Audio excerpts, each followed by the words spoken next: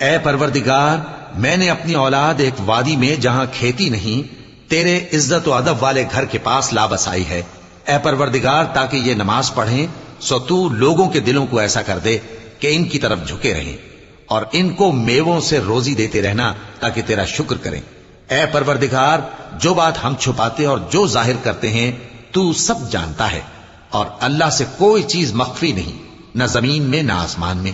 اللہ کا شکر ہے جس نے مجھ کو بڑی عمر میں اسماعیل اور اسحاق بخشے، بے شک میرا پروردگار دعا سننے والا ہے۔ اے پروردگار، مجھ کو ایسی توفیق عنایت کر کہ نماز پڑھتا رہوں، اور میری اولاد کو بھی یہ توفیق بخش۔ اے پروردگار، میری دعا قبول فرما۔ اے پروردگار، حساب کتاب کے دن میری اور میرے ماں باپ کی اور مومنوں کی مغفرت کیجو، اور مومنوں یہ نہ سمجھنا کہ یہ ظالم جو کام کر رہے ہیں اللہ ان سے بے خبر ہے، وہ ان کو اس